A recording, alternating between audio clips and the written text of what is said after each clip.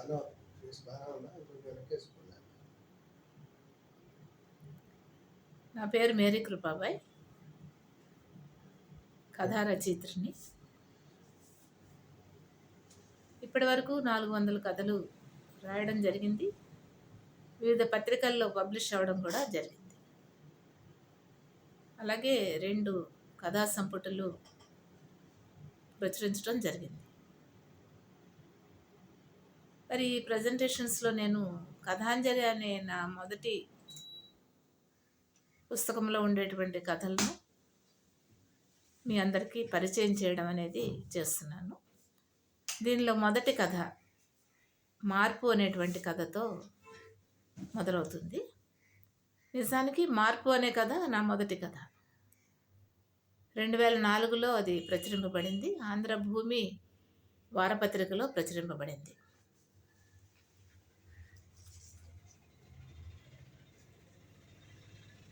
అయితే ఈ కథని ప్రస్తుతం మీ ముందుంచాలనుకుంటున్నాను. మార్పు అనేది దీని టైటిల్, చేంజ్ అన్నమాట. సమాజంలో ప్రతి వ్యక్తి కూడా మార్పు చెందాల్సినటువంటి అవసరం ఎప్పుడో అప్పుడు వస్తూ ఉంటుంది.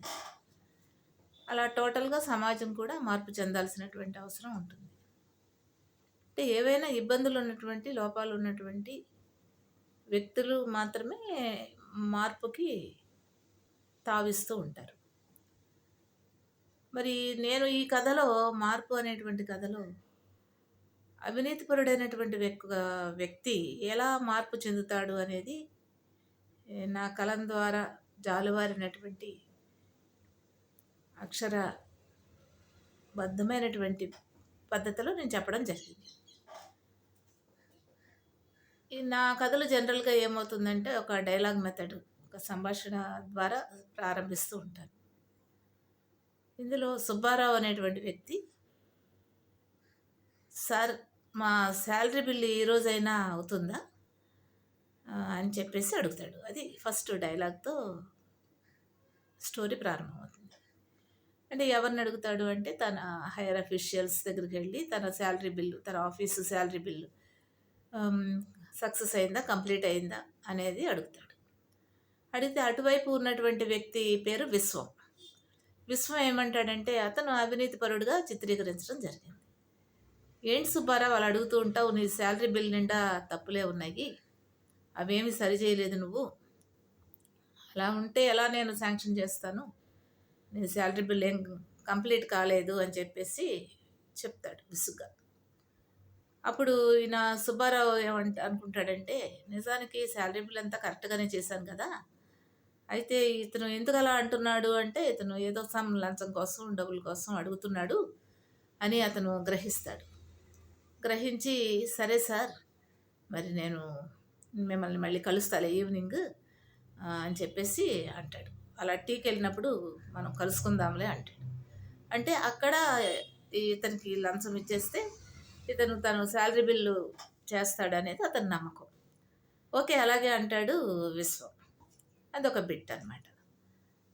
ఆ తర్వాత రామారావు అనేటువంటి వ్యక్తి వస్తాడు. ఒక ఆఫీస్ కాబట్టి రామారావు అనే వ్యక్తి వచ్చి సార్ మా ఎరియర్ బిల్స్ అయినాయా అని అడుగుతాడు.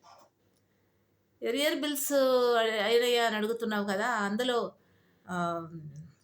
గ్రాంట్ శాంక్షన్ అయినటువంటి గ్రాంట్ పేపర్ లేదేమిటి అని ఏదో అలాగా ఏదో ఒక వంక పెట్టేసి విశ్వం గ్రాంట్ పేపర్ అటాచ్ చేయలేదు, దానివల్ల నీది ఎరియర్ బిల్ ఏమీ కాలేదు అని చెప్పేసి తన యొక్క క్యాజువల్గా చెప్తాడు. అప్పుడు అతనికి రామారావు కూడా అర్థమవుతుంది. సో ఇది యాక్చువల్గా లోపం అనేది బిల్లులో లేదు, విశ్వం యొక్క బుద్ధిలోనే ఈ లోపం ఉంది అని చెప్పి అర్థం చేసుకుని అయితే సరే సార్ తర్వాత మళ్ళీ మిమ్మల్ని మధ్యాహ్నం లంచ్ టైంలో కలుస్తాలండి అని అంటాడు.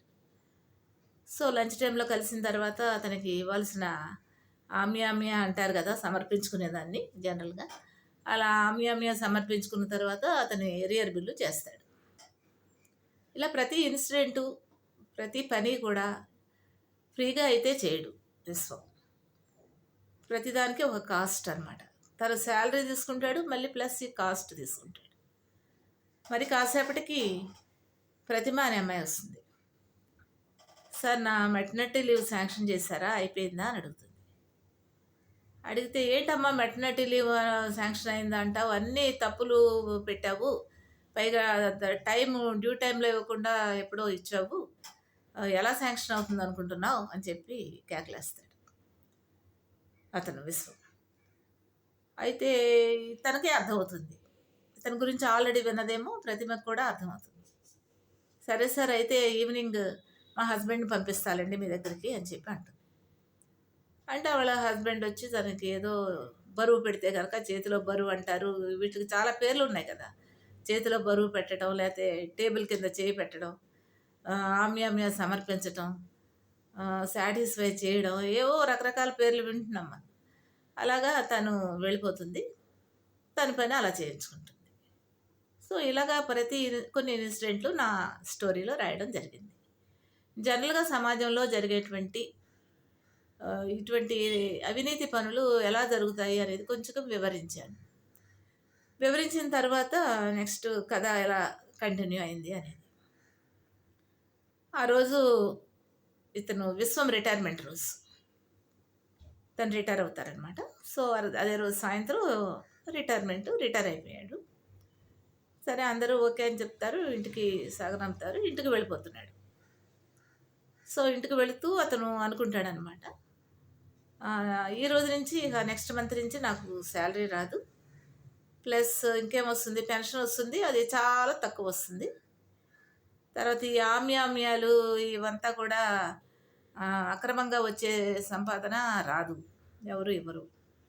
సో ఎలా నా ఫ్యూచర్ ఎలా ఉంటుంది, ఫ్యామిలీ ఉంది, ఫ్యామిలీ ఎలాగ నేను మెయింటైన్ చేస్తాను అని చెప్పి ఆలోచించుకుంటూ ఇంటికి వెళ్తూ ఉంటాడనమాట. సో ఇప్పటి వరకు నాకు ఎలా జరిగింది అంటే, నేను ఇలాంటివన్నీ అక్రమంగా వచ్చినవన్నీ తీసుకుని అన్నీ కలెక్ట్ చేసుకునేసరికి అప్పుడు నాకు సరిపోయింది, కొంచెం సంపాదించుకోవడం జరిగింది. అయితే ఈ అక్రమంగా వచ్చిన సంపాదన అయితే చూస్తుంటే ఎక్కడ నిలవలేదు, ఏదేదో కొన్నాను అని నిలవలేదు. గోల్డ్ కొన్నాను, సైట్ కొన్నాను, ఇల్లు కొన్నాను, అవన్నీ అక్రమంగా వచ్చిన వాటి వల్ల ఏమో కానీ మొత్తం మీద నిలవకుండానే అయిపోయినాయి. ఇంట్లో ఫ్యామిలీ మెంబర్స్కి అనారోగ్యం రావడం, మళ్ళీ వాటిని అనారోగ్యానికి ఖర్చు పెట్టడం, ఇలా చేయడం వల్ల మొత్తం మీద అవి కరిగిపోయినాయి. ఇప్పుడు అవి లేవు, ఏమీ లేవు, ఎలాగా అని చెప్పేసి ఇట్లా అవినీతికి పాల్పడ్డాను. అంటే సర్వీస్ మొత్తం, తను చేసిన సర్వీస్ మొత్తం అవినీతితోనే సరిపోయింది. ఇప్పుడు నెక్స్ట్ మంత్ నుంచి ఏంటి పరిస్థితి అని అనుకుంటా ఇంటికి వెళ్తాడు. ఇంటికి వెళ్ళేసరికి తన కొడుకు కనిపిస్తాడు, తన పేరు సంపత్. సంపత్ మీద కొద్దిగా ఆశపడతాడు అనమాట, కొడుకు కదా ఏదైనా హెల్ప్ చేస్తాడేమో. అయితే నాన్న రిటైర్ అయిపోయావు నాన్న అని అడుగుతాడు. అయిపోయాను, ఈ రోజు నుంచి ఇక రేపటి నుంచి ఆఫీస్కి వెళ్ళక్కర్లేదు అని చెప్తాడు. అయితే అవును సంపత్, నువ్వు ఇంటర్వ్యూకి వెళ్ళావు కదా, ఏమైంది అది అని అడుగుతాడు. వెళ్ళాను నాన్న, ఇంటర్వ్యూకి వెళ్ళాను అంటాడు. సో ఒకవేళ అబ్బాయికి జాబ్ వస్తే కనుక ఇక్కడ లేని లోటు అక్కడ తీరుతుంది అని చెప్పి అనుకుంటాడు విశ్వం. అయితే ఏమైంది, నువ్వు వెళ్ళిన ఇంటర్వ్యూ ఏమైంది, సక్సెస్ అయ్యావా, జాబ్ వచ్చేసిందా అని అడుగుతాడు. లేదు నాన్నగారు, రాలేదు అంటాడు. అదేంటి, నువ్వు చాలా ఇది కదా, మెరిట్ ప్లస్ బాగా ప్రిపేర్ అయ్యావు ఇంటర్వ్యూకి, ఎందువల్ల నీకు జాబ్ రాలేదు అని అడుగుతాడు తండ్రి విశ్వం. అయితే అంతా బాగానే ఉంది నాన్నగారు, మరి నాకు జాబ్ ఇవ్వాలంటే వాళ్ళు లంచం అడిగారు అని. లంచం అడిగారా, ఎంత అడిగారు అంటే పెద్ద మొత్తంలో అడిగారు అని చెప్తాడు. అలా పెద్ద మొత్తంలో లంచం అడిగారు, జాబ్ రాలేదని ఎప్పుడైతే కొడుకు సంపత్ విశ్వానికి చెప్పాడో, ఒకసారిగా ఒక కొరడాతోనో అలా చెంప మీద చెళ్ళును ఎవరో కొట్టినట్టుగా ఫీల్ అవుతాడు విశ్వం. వెంటనే అతనికి ఒక రకమైనటువంటి ఆత్మవిమర్శ అతనిలో కలుగుతుంది. ఏంటి అంటే, తను మొత్తం సర్వీస్ అంతా కూడా అదే పద్ధతిలో పంధాలో నడిచాడు. అలా నడిచినప్పుడు ఎంతోమంది దగ్గర తను లంచం తీసుకున్నాడు. ఎంతోమంది ఇలా సంపత్తులాగా బాధపడి ఉంటారు. మరి ఇంతమందిని బాధపెట్టిన తను ఇప్పుడు బాధపడాల్సినటువంటి పరిస్థితి తనకి ఏర్పడింది. తన దాకా వస్తేనే గాని తెలీదని అంటుంటారు పెద్దలు. ఇదేనేమో అనుకుంటాడు. అనుకుని నేను మారాలి, నాలో మార్పు రావాలి అనుకుంటాడు. మార్పు అనేది వచ్చినా తను జాబ్ ఏం చేయక్కర్లేదు. మార్పు వచ్చినా ప్రస్తుతానికి మార్పు ద్వారా వచ్చే ఫలితము లేదు అని చెప్పి ఆలస్యంగా తను గ్రహించాడు అని మదన పడిపోతూ ఉంటాడు. అందుకే అంటుంటారేమో, మార్పు జీవిత ధర్మం అని డాక్టర్ సర్వేపల్లి రాధాకృష్ణన్ చెప్తారు. మరి change is the law of life అంటుంటారు. మనిషి మారాలి, మార్పు అనేది తప్పకుండా రావాలి. అది జీవితంలోనే ఉంటుంది. అదొక లా అనమాట, న్యాచురల్ లా అది. తర్వాత change is the way of life అని కూడా అంటుంటారు. మనిషి పుట్టిన దగ్గర నుంచి చివరి వరకు కూడా ఒకే పద్ధతిలో పంథాలో ఉండడం అనేది కుదరదు. మరి ఆది మానవుడు ఒక శూన్యంలోంచి ఉద్భవించి, లేకపోతే ఆది మానవుడిగా ఉద్భవించిన వ్యక్తి ఏమీ తెలియకుండా నెమ్మదిగా ఒక్కొక్క అడుగు వేసుకుంటూ చక్కటి స్టెప్స్తో ఒక నాగరిక మానవుడిగా మార్పు చెందాడు. మార్పు అది ఒక చేంజ్. కాబట్టి ఒక నాగరికత రావాలన్నా, ఒక సంస్కృతి రావాలన్నా, ఒక నైతిక విలువలు రావాలన్నా, ఏది రావాలన్నా, ఒక డెవలప్మెంట్ రావాలన్నా, మనిషిలో కానీ, సమాజంలో కానీ, దేశంలో కానీ ఎక్కడ రావాలన్నా కూడా ఒక చేంజ్ అనేది మనకి ఉపయోగపడుతుంది. ముఖ్యంగా నేటి సమాజంలో మార్పు వ్యక్తుల్లో వస్తే దేశానికి, దేశ ప్రగతికి ఎంతో ఉపయోగపడుతుంది అని చెప్పేటువంటి ఒక ఉత్తమ కథ నా కలం నుంచి జాలువారినందుకు నేను ఎంతో సంతోషపడుతున్నాను. ఈ కథని మీరు తప్పక విని, ఇట్లా వీడియో ద్వారా విని, మాధ్యమాల ద్వారా విని సబ్స్క్రైబ్ చేస్తారని ఆశపడుతున్నాను. Thank you very much.